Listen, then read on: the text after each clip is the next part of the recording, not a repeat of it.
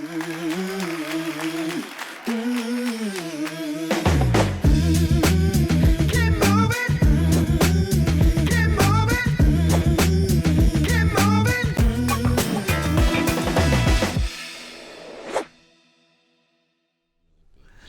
and welcome to Backstage Buzz, where you get the inside story and the upcoming programs at the MAC.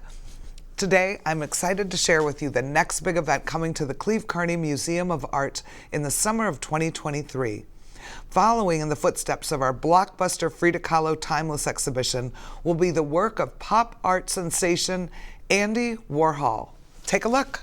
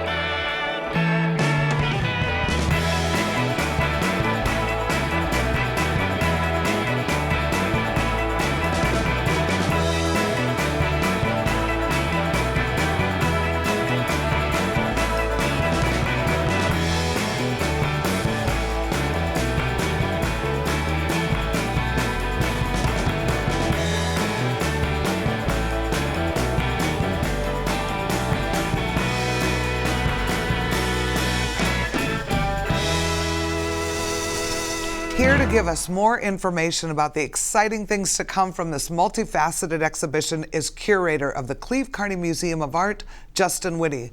Welcome, Justin. Thanks for having me. Well, thanks for being here. Of course. So, Justin, you know, we just did Frida. Yeah. And I think we learned a lot Absolutely. from Frida that's really kind of going to inform this show. What do you think that audiences really appreciated about Frida? Well, I think that the big takeaway was how much our audience loved to learn about her story. Mm-hmm. We have a very smart audience who is eager to learn new things and very receptive to that. And they enjoyed the amount of information and research we had done to share the story of her work. So when they finally got to see the paintings, they had a full picture, not only of the artist, but the time in which she lived and the world in which she was operating. So as we go forward to Warhol, we really have much more focus on what we know we're good at, what we excel at, and that's telling the story.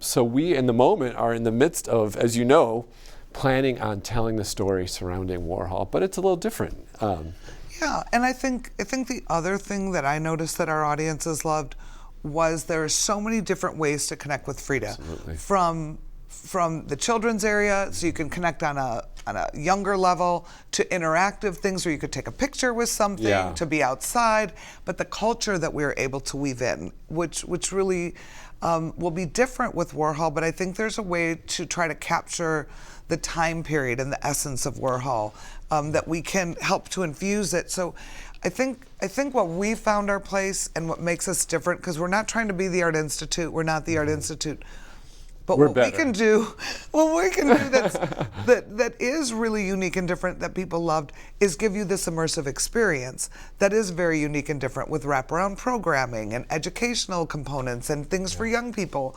And I think that's truly what makes this so unique. And we do have an art center staff that can make costumes and can build sets and can create, you know, exhibits that are really unique and different. It's not just hanging the pictures on the wall. Absolutely, and I think part of what really helped us, and it's insinuated in what you said, is we're also a very welcoming space to have this experience. Mm-hmm. So with Warhol, his life, like Frida, touched on a lot of key moments, but they're very different moments in history, and his story is a very American story, right? He grew up in Pittsburgh in a very working class area, a tough kind of hard scrabble Pittsburgh. And we actually went there. Yes. Justin and I went to do research in Pittsburgh. Yeah. We went to the Warhol Museum. And we also went to his church, which is in the which I neighborhood called The insisted we Run. go to Yeah. in the Run. And it was awesome, I think, for me to be there, made you understand where he came from. Yeah, and it still has that very, it was not a bad neighborhood. No. People obviously take Working pride in their class. houses, but it was a neighborhood of working people who clearly worked hard, and it Near still the had coal that mines. vibe. And I think when you hear Andy Warhol, you think glamorous star. Right. And a big part of his story is he came out of a situation similar to a lot of Americans, and a lot of the push behind his work is that aspiration for success and fame. And then he moves to New York in the 1950s, which is such a pivotal point in the city, but also in our country in terms of the development of the art world in our country. It's post-World War II. The U.S. has become the center of the world in so many cultural ways. And there's an art world blooming in New York that he witnesses and eventually completely changes and dominates through his career. And we tell that story. And it touches on so many things that people can relate to, that desire for success, the reinvention, the aspirations towards fame and wealth, but also a lot of struggles that he had to face, and this kind of constant balance between the private life and the public life. I think that there's so many sides to Warhol that everyone kind of explains him in a different way. Even people who knew him at the time disagree about who he was. Right. Yeah. What I think is fascinating, though, about the period in which he lived, and if you think about it, he was born in 1920s, in the late 1920s.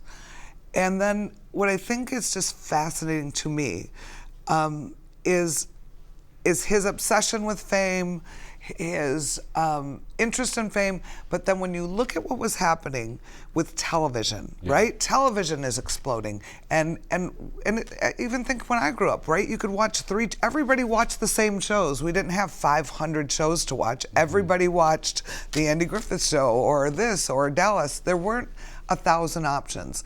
So celebrity was very focused. Everybody had kind of the same celebrity loves, right? Like Marilyn and Elvis. And he encapsulated that so well and captured that so well.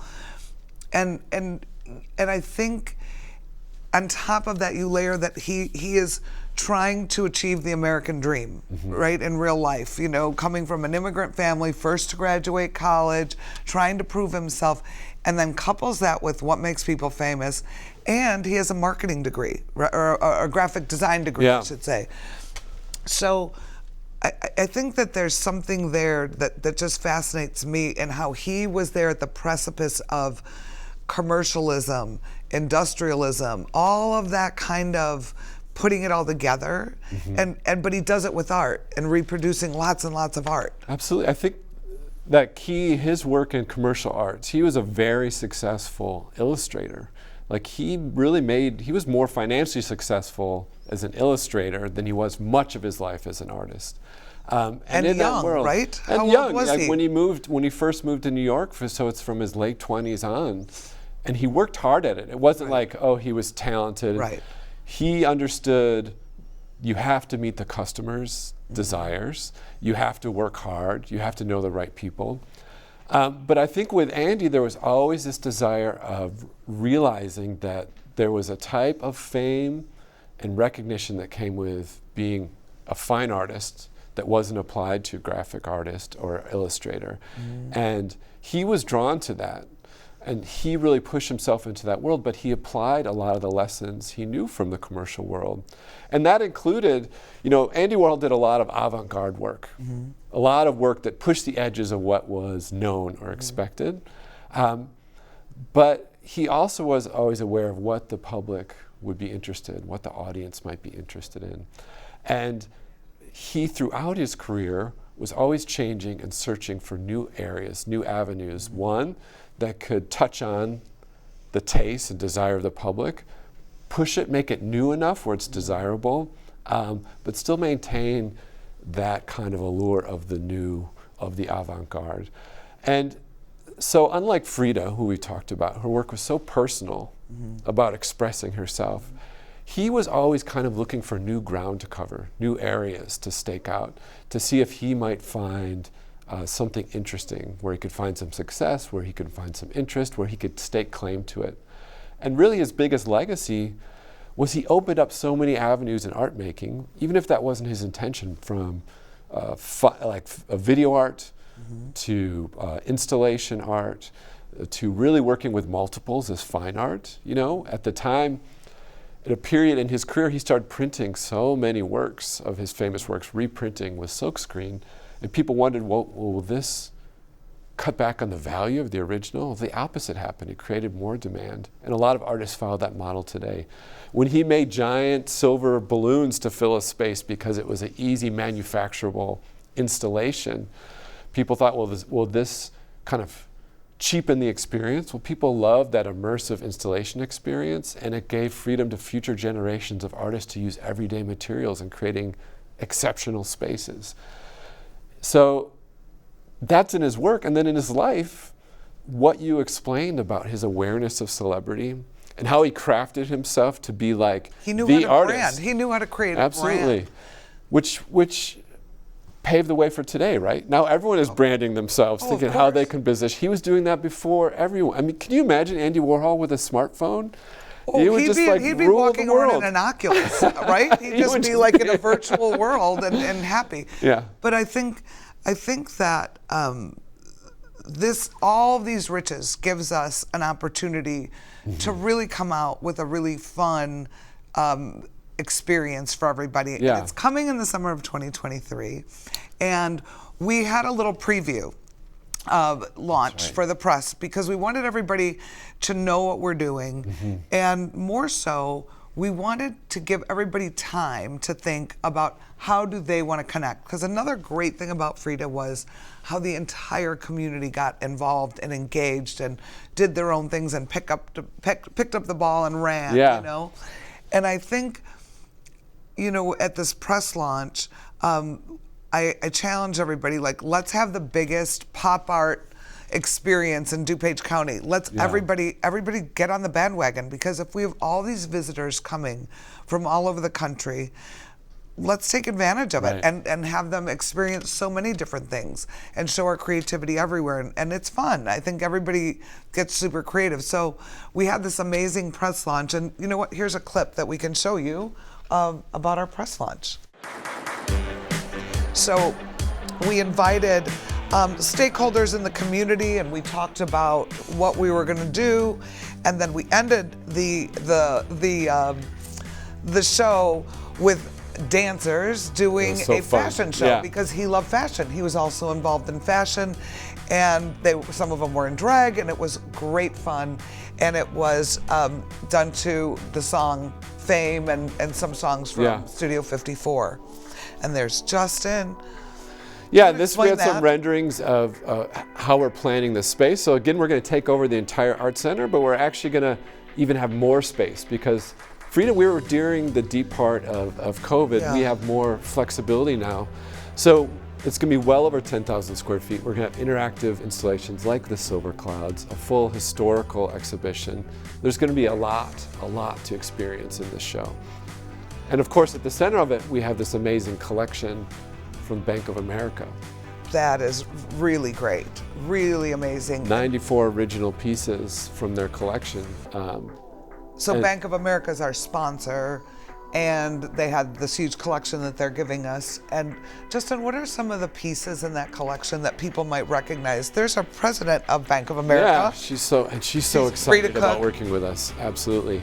Well, I think what's great about this collection, because it covers a lot of his career, and it has some of the most iconic works again. So you have the soup cans.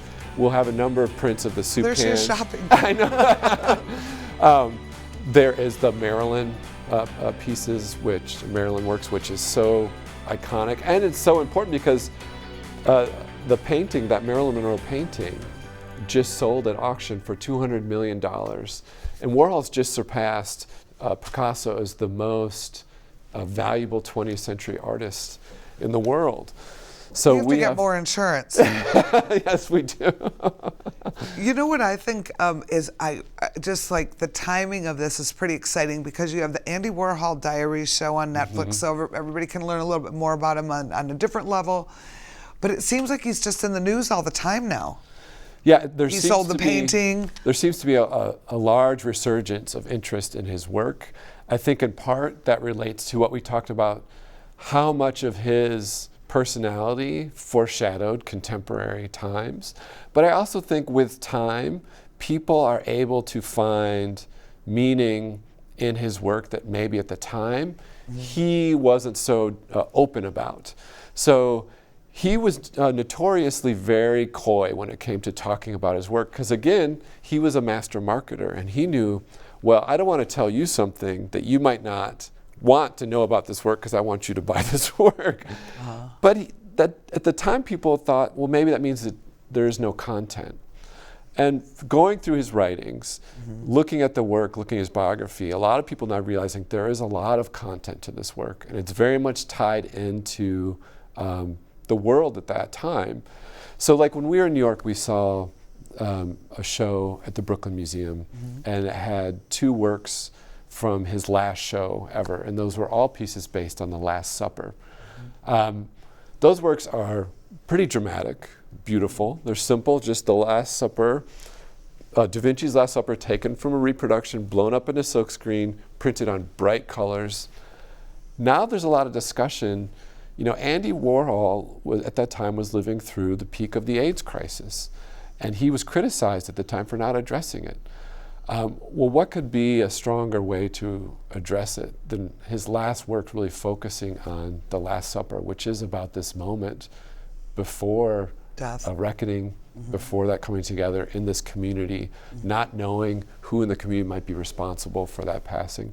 So there's a lot of reevaluation and appreciation for just how deep his work actually is. And I just think it's such American work. Like, the way it's made is so direct, right, and straightforward that people always react to it, because that is, I think, what a lot of people in this country want to see. What is that of? Then there it is, and it's in a bold, unapologetic way. One thing I thought that I've read several times was like the Coke bottle, or the soup can, was that what he liked about doing something like that was that the President of the United States can enjoy a Coke, a celebrity can enjoy a Coke, and a regular person can enjoy a Coke. And he liked to pick things with universal appeal, with universal access. And even though we all didn't have access to Marilyn Monroe as a friend, we had access to her movies. Right. We had, and Mickey Mouse was another one that he did, right? So I think one thing I read is that one of his friends said, if you took all of Andy Warhol's works and put them in a time capsule, you'd get to know what America was like in the 50s, what people liked and what they did. And, you know, Jackie Kennedy being a widow of America's beloved president, and him being shot, and all those, they said you'd get a great time capsule of what was popular. I'd say even not the 50s, but the 20th century, really. Yeah. And even more broadly, what is in the psyche of our country, you know, because when he wasn't representing these icons, he's also getting at the core of what's really behind a lot of drive in this country, whether it's the desire for religion, the desire for wealth and fame, and cultural issues like violence, but not promoting, but just saying, you know, the presence of those. Or the obsession. The obsession with. I think, because, you know, when he did the electric chair picture, I was like, at first I was like, I don't think I ever really paid attention to it, to be honest with you, until we started researching and learning. And then I'm like, that is an electric chair. Why did, and then it all clicked into place. And it was when we were starting to televise electric chair murders, you know, for crime. And I think that it's interesting that, and then he did the 10 Most Wanted at the World's Fair. And I think there's a celebrity to some criminals because they're on the news and they become famous.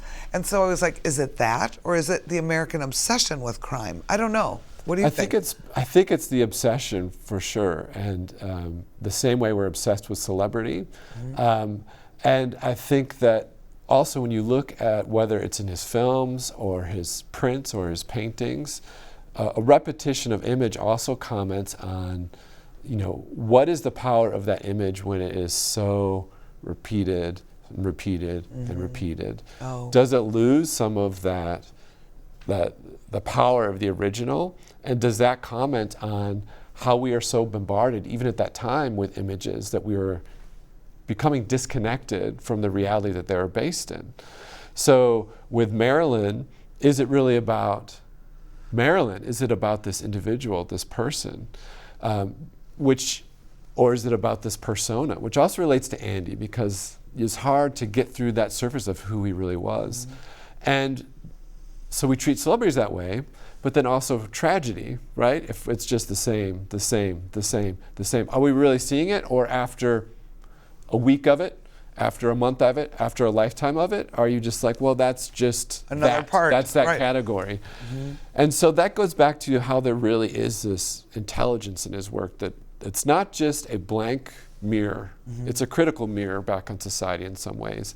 But he also understood other things, like the importance of and desire for beauty. I think that when he took a simple picture of flowers that was used in a basic ad, altered it slightly, and then made his flower series of paintings, one, it was pointing at how there is this desire in the art market just to have something pretty to hang over, but also an understanding that people do react to that. And those are some of his most popular reproductions now. They're the first ones he made a wallpaper out of. Later he made wallpapers out of cows or fish or even himself. So there was also a really strong understanding of beauty, of how unexpected images can also create beauty. So there's a lot circling around his work. And I think what interests me is, in the end of his life too, is how much, it's almost like if we had him for 10 more years, I would love to see what happened, because he was transforming into a modern day celebrity in a lot of ways through his television shows, through appearing in ads for airlines or whatever it was. What would have happened if he made it to that age of the internet?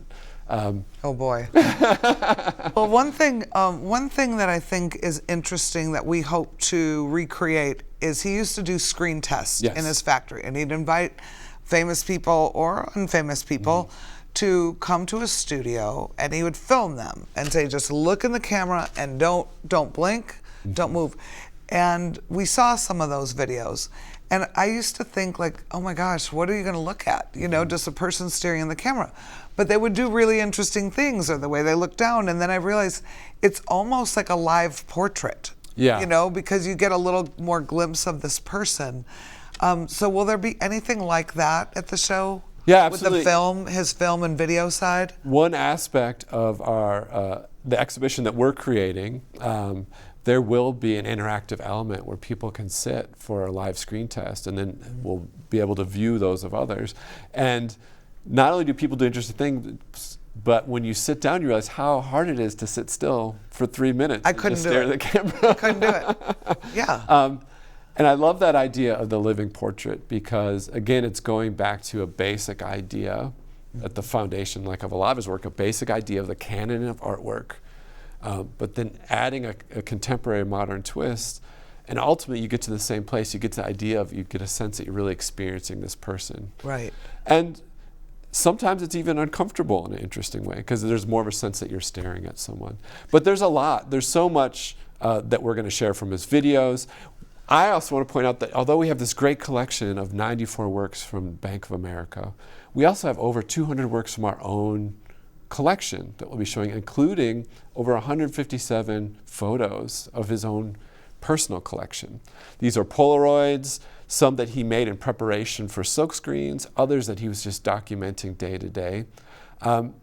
So I talk a lot about how he foreshadowed contemporary times. That goes back to his picture taking too. He used to carry around a picture and just constantly take images. So we have this great view into his everyday, into the people around him, and that'll be another exhibition within this experience. So there's just so much. Well, I think to just give everybody at home, because we're running out of time, and we'll sorry. have to Yeah. come back and really get into it. But the exhibition is going to happen in the summer of 2023, and we will have a historical, educational component to it. You'll have the original art component to it. We want to turn the patio into a Central Park experience with a hot dog vendor and roasted nuts, a children's area, and then we want to transform one of our theaters into a Studio 54 experience. So as we get more details, I want to have you back so that we can really get into that and share some of those things with you. But for now, tickets go on sale for this one-of-a-kind exhibition on August 6th, Andy Warhol's birthday, so save the date and reserve your spot early. You don't want to miss this exhibition. That's all the time we have for today.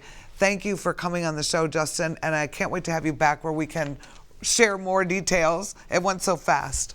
But we look forward to seeing you at the MAC and next time on Backstage Buzz.